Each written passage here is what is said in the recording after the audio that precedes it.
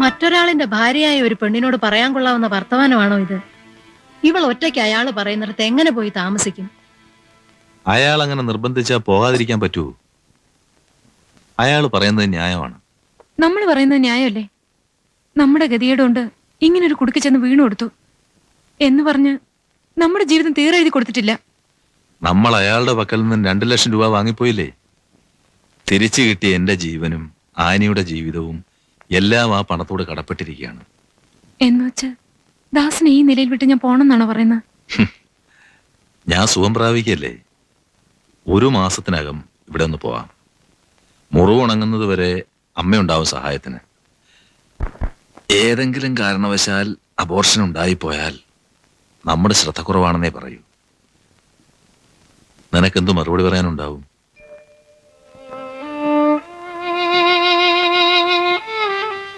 ചന്ദ്രൻ പറഞ്ഞതാണ് മോളെ ശരി.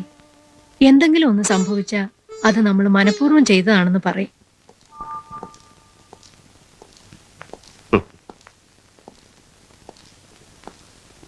ചന്ദ്രദാസ്, കുഴപ്പമൊന്നുമില്ലല്ലോ? ഇല്ല, ഇരിക്കൂ. അനി വേണ്ട, താങ്ക്സ്. എനിക്ക് കുഴപ്പമൊന്നും ഉണ്ടായില്ലല്ലോ? ഇല്ല. കുഴപ്പമെന്ന് വെച്ചാൽ അതൊക്കെ ഞാൻ ശ്രദ്ധിക്കുന്നുണ്ട്. ഞാനും 10 മാസം ചുമന്ന് പെറ്റൊരു അമ്മ തന്നെയാ. Thank you. എന്റെ കുഞ്ഞിന്റെ കാര്യത്തിൽ നിങ്ങൾ ആരും ബുദ്ധിമുട്ടണ്ട. ബുദ്ധിമുട്ടിക്കുന്നത് ശരിയല്ലല്ലോ. നിങ്ങളുടെ ഭാര്യയുടെ സംരക്ഷണത്തിനും പരിചരണത്തിനും ദാ ഇവരൊക്കെ ഉണ്ട്. ഇത് ഡോക്ടർ രാജലക്ഷ്മി, ഗൈനക്കോളജിസ്റ്റ് അല്ല. പെട്ടെന്നൊരാവശ്യം വന്നാൽ ഡോക്ടർ സീനത്തിനെ എപ്പോഴും നമുക്ക് കിട്ടിയെന്ന് വരില്ലല്ലോ. ഇത് മാഗി, ഹൗസ് കീപ്പറാണ്. ഇവരൊക്കെ നഴ്സസ് ആണ്. ഇത് ഡയറ്റീഷ്യൻ. അങ്ങനെ ഭക്ഷണത്തിന്റെ കാര്യത്തിന് ഒരു കുഴപ്പമില്ല. ഇത് രാമകൃഷ്ണൻ, ഡ്രൈവർ കം വാച്ച്മാൻ ആണ്. ഒരു കാരണവശാലും വീട്ടിനകത്തേക്കാറില്ല, പുറത്തു നിന്നോളും. ഇയാൾക്കെന്ന് മാത്രമല്ല ഒരു പുരുഷന്മാർക്കും വീട്ടിനകത്തേക്ക് പ്രവേശനമില്ല. എനിക്കും പ്രവേശനമില്ല. എവിടെയാ എന്റെ മോളെ കൊണ്ടുപോയി താമസിപ്പിക്കാൻ പോണത്? ദേവലോകത്ത് എന്ന് വെച്ചാൽ അതുപോലുള്ളൊരു സ്ഥലത്ത്.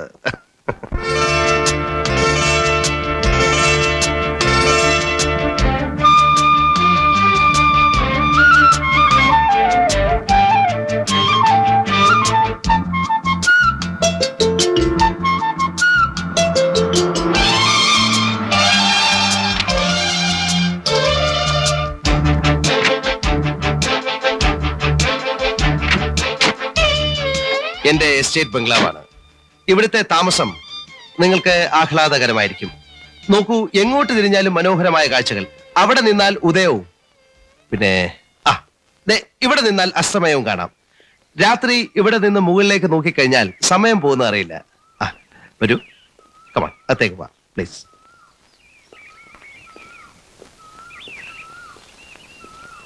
കമാൺ, വരൂ വരൂ.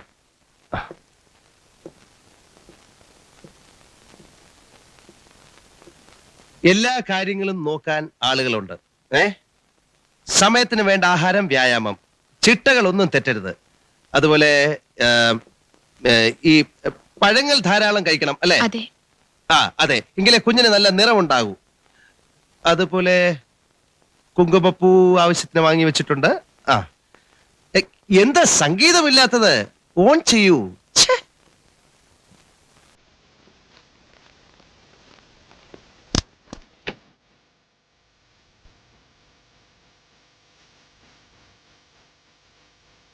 എപ്പോഴും സംഗീത സാന്ദ്രമായിരിക്കണം. അത് കേട്ടുകൊണ്ടായിരിക്കണം അവൻ വളരുന്നത്. എന്നാലേ നല്ല മനസ്സും സംഗീത വാസനയും ഉണ്ടാകും. അകത്തേക്ക് കടന്നിരിക്കൂ. വരൂ.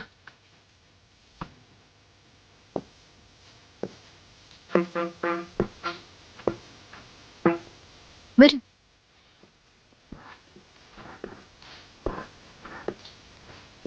രാമകൃഷ്ണ, ഈ വാതിൽ വിട്ട് നീ അകത്തേക്ക് പ്രവേശിക്കരുത്. ഞാനും പരമാവധി ഇവിടം വരെ പ്രവേശിക്കൂ. സ്ത്രീകളാണ്, അവർക്ക് എന്തെങ്കിലും ഒരു ബുദ്ധിമുട്ടുണ്ടായി എന്നറിഞ്ഞാൽ നിന്നെ ആ നിമിഷം ഞാൻ പറഞ്ഞോളൂ. പുറത്തേക്ക് കിടക്ക്.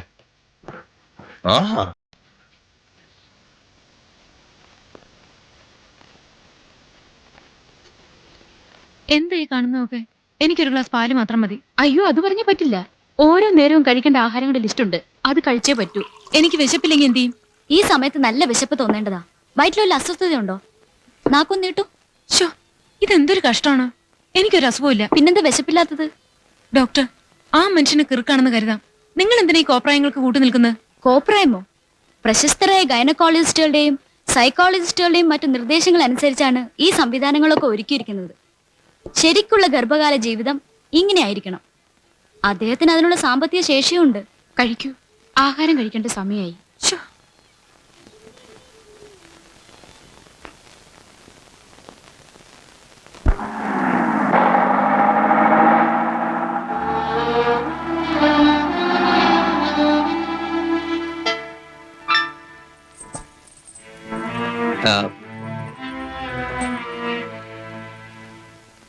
Good evening sir.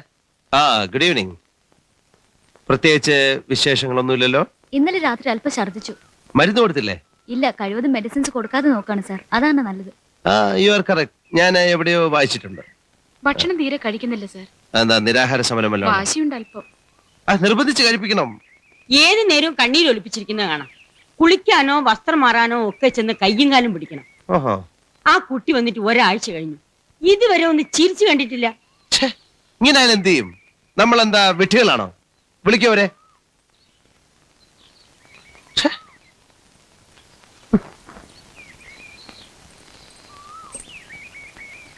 Sorry sir, ആനിയുടെ സമീപത്ത് വെച്ച് സിഗരറ്റ് വലിക്കരുത്. എന്താ അവർക്ക് ഇഷ്ടമല്ലേ? അവരുടെ ഇഷ്ടത്തിന് ഞാൻ പെരുമാറണോ? അതുകൊണ്ടല്ല സാർ. സാർ കേട്ടിട്ടില്ലേ, cigarette smoking is more injurious to our health than your health. ഈ പുക ആനി ശ്വസിക്കാൻ ഇടയായാൽ നിക്കോട്ടിൻ അവരുടെ രക്തത്തിൽ കലരും. ഈ രക്തമാണ് കുഞ്ഞിന്റെ ശരീരത്തിൽ സർക്കുലേറ്റ് ചെയ്യുന്നത്. Yes, you are correct. It's dangerous.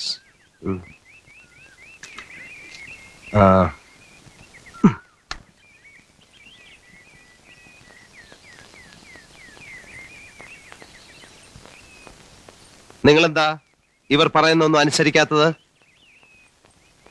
ചോദിച്ചു കേട്ടില്ലേ? എന്നെ ഇവിടെ തടവിലിട്ടിരിക്കണോ? എന്താണ് നിങ്ങളുടെ പ്രശ്നം? ഇവിടെ എന്തിനാണ് ഒരു കുറവ്? ഇനിയും പണം വേണോ? പറ, എത്ര വേണം? തൃപ്തി വരുന്നവരെ തരാം. പക്ഷെ ആൻസറിനൊക്കെ ഞാൻ സഹിക്കില്ല. ഞാനൊരു മനുഷ്യ സ്ത്രീയാണ്. അഹങ്കാരം കാണിക്കുന്നതിന് ഒരു അതിരുണ്ട്. എന്റെ കയ്യിൽ നിന്ന് 2 ലക്ഷം രൂപ എണ്ണി വാങ്ങുമ്പോൾ ഈ കണ്ണീരും അഹങ്കാരം ഒന്നും കണ്ടില്ലല്ലോ. പണം തന്ന് വാടകയ്ക്കെടുത്ത ഒരു യന്ത്രമല്ല ഞാൻ. ഞാനൊരു ഭാര്യയാണ്. എന്റെ ദാസ് ജീവിതത്തിനും മരണത്തിനിടയ്ക്ക് കഴിയുമ്പോഴാണ് നിങ്ങൾ എന്നെ ഒരു തടവ് പുള്ളിയെ പോലെ ഇവിടെ കൊണ്ടുവന്നത്. ഇവിടെ എനിക്കൊന്ന് പൊട്ടിക്കരയാൻ കൂടി സ്വാതന്ത്ര്യമില്ല. ഏയ്, ഈ അവസ്ഥയെ കരയാൻ പാടില്ല. മരിക്കാനോ? ഏ, ഭർത്താവിന്റെ മുമ്പിൽ മറ്റൊരാളുടെ ഗർഭവും താങ്ങി ജീവിക്കുന്ന ഒരു ഭാര്യയാണ് ഞാൻ. എന്റെ ആത്മാവ് നിങ്ങൾ വാടകയ്ക്കെടുത്തിട്ടില്ല. സഹിക്കാൻ കഴിയാതായാൽ നിങ്ങൾ വാടകയ്ക്കെടുത്ത ഈ ശരീരം മരിച്ചു മരവിച്ച് കിടക്കുന്ന നിങ്ങൾ കാണും.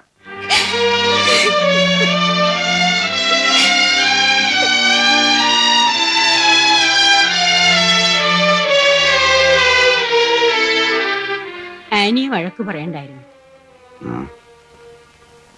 ഇത്തിരി കൂടിപ്പോയല്ലേ? സ്നേഹത്തോടെ പറഞ്ഞാ മതിയായിരുന്നു. ഭർത്താവ് അന്യനാട്ടിൽ കിടക്കുമ്പോൾ അവൾക്കിവിടെ മനസമാധാനത്തോടെ കഴിയാൻ പറ്റുമോ? Sorry, sorry.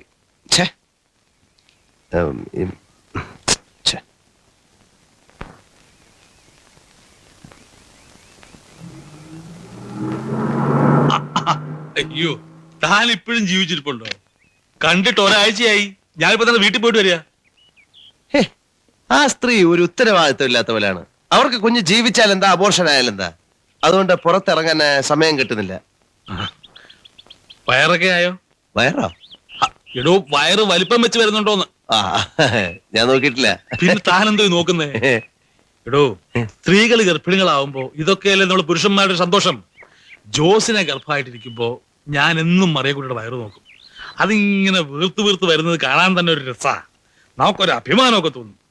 പിന്നെ ചെവി വെച്ച് നോക്കിയാ ചില അനക്കങ്ങളും ചവിട്ടും തൊഴിയും ഒക്കെ അറിയാം.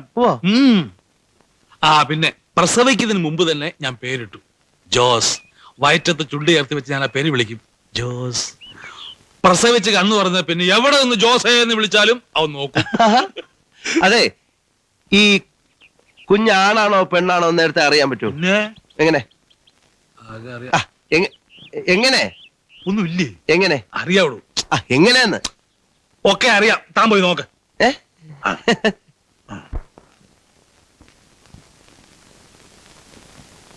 ആനി, മൂവ്മെന്റ്സ് ഫീൽ ചെയ്യുന്നുണ്ടോ? ഞാൻ ശ്രദ്ധിച്ചിട്ടില്ല. ആനി, എന്ത് വേണം നിങ്ങക്ക്? ഒരു കത്തുണ്ട്. അയ്യോ, പതുക്കെ.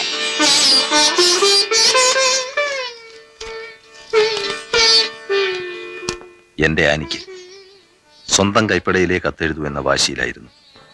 ഇപ്പോൾ എഴുന്നേറ്റിരിക്കാം, എഴുതാം എന്ന അവസ്ഥയിലായിരിക്കുന്നു. നീ എന്നെ മരണത്തിന്റെ കൈകളിൽ നിന്നും തിരിച്ചു പിടിച്ചിരിക്കുന്നു.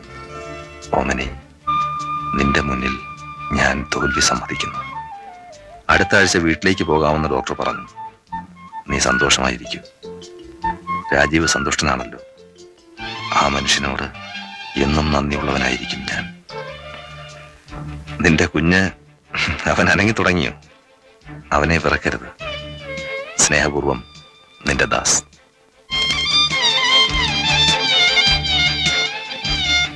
ഹസ്ബൻഡ് സുഖമായിരിക്കുന്നു അല്ലേ?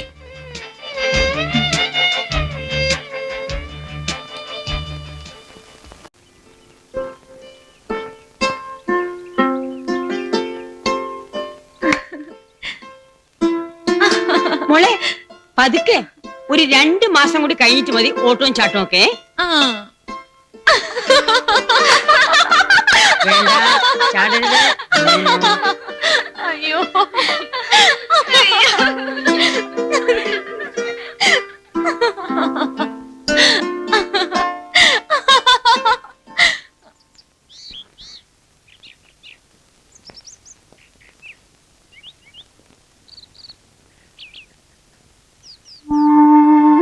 എന്താ മോളെ?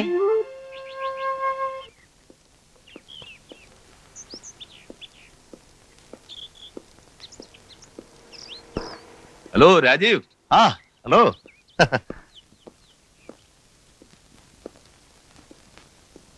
ആനിക്ക് സുഖം തന്നെയല്ലേ?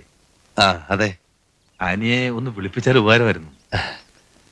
അത് വേണോ ചന്ദ്രദാസ്? അവരിപ്പോ നോർമൽ ആയിട്ടുള്ള ഒരു മൂഡിലാണ്. നിങ്ങളെ കണ്ടാ പിന്നെ അവർക്ക് നിങ്ങളോട് ഇപ്പം 2 ദിവസം കഴിയണമെന്ന് തോന്നും. അത് പിന്നെ ഇല്ല, എനിക്കൊന്ന് കണ്ടാ മതി. ബുദ്ധിമുട്ടാണ്. നിങ്ങൾക്ക് വേണമെങ്കിൽ ഡോക്ടർമാരോടോ ആയമാരോടോ അവരുടെ സുഖവിവരങ്ങൾ തിരക്കാം. അല്ലാതെ സോറി. എന്ത് ദുഷ്ടത്തരമാണ് നിങ്ങൾ ഈ പറയുന്നത്? അമ്മ സംസാരിക്കണ്ട. മിസ്റ്റർ രാജീവ്, ഒരു ഭർത്താവിന്റെ അധികാരം കാണിക്കാൻ നിങ്ങൾ എന്നെ നിർബന്ധിക്കരുത്. എനിക്ക് നിങ്ങളോട് സ്നേഹവും ബഹുമാനവും ഉണ്ട്. നിങ്ങളുടെ കുഞ്ഞിനോടുള്ള സ്വാർത്ഥത എനിക്ക് മനസ്സിലാവും. പക്ഷെ ഇതല്ല. പിന്നെ ഞങ്ങളുടെ റിലേഷൻഷിപ്പിനോട് വരെ നിങ്ങൾ അസൂയാലുമായിരിക്കുന്നു. എന്റെ ഭാര്യയെ കാണരുതെന്ന് പറയാൻ നിങ്ങൾക്ക് എന്ത് അധികാരം? അങ്ങനെ ഒരു അധികാരം ഉണ്ടെങ്കിൽ നിങ്ങൾക്ക് എന്നെ തടയാം.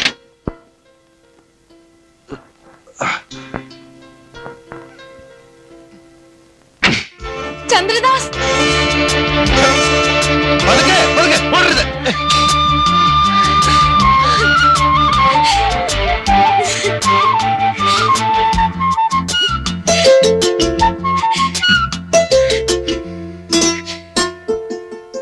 കരയരുത്.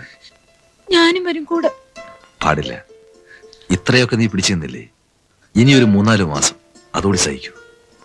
മോള് സന്തോഷമായിട്ടിരുന്നു. ചന്ദ്രനെ നമുക്ക് തിരിച്ചു കിട്ടിയില്ലേ? പോട്ടെ. നിന്റെ കുഞ്ഞിന്റെ അച്ഛന് നീരസം തോന്നണ്ട. ഇടയ്ക്ക് വരാൻ ഞാൻ കണ്ണു നിറച്ചൊന്ന് കണ്ടോട്ടെ. ഛേ, എന്താ നീ കൊച്ചുകുട്ടികളെ പോലെ? മതി.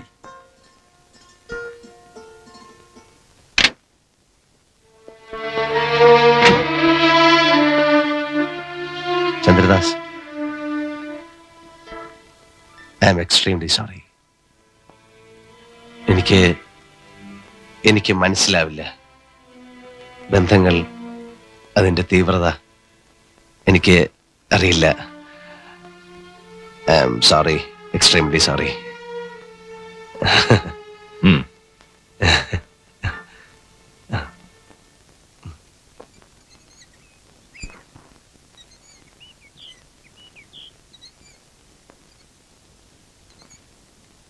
മിസ്റ്റർ രാജീവ്,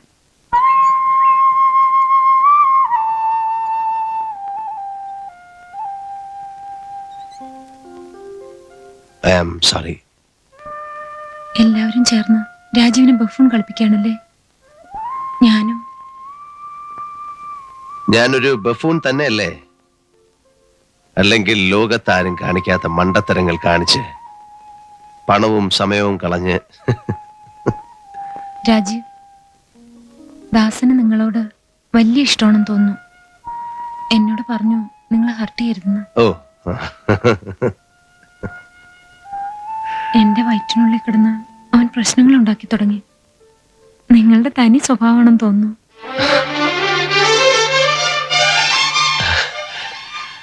അവനോ അതോ അവളോ? ലക്ഷണം കണ്ടിട്ട് അവൻ തന്നെ. ഡോക്ടറും മാഗി ആന്റിയും അത് തന്നെ പറഞ്ഞു. Thank you, thank U.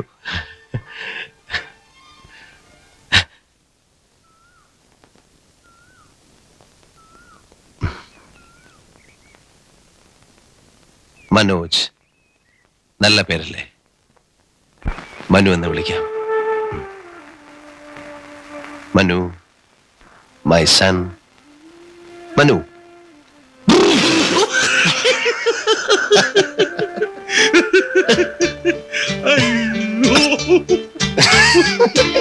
Manu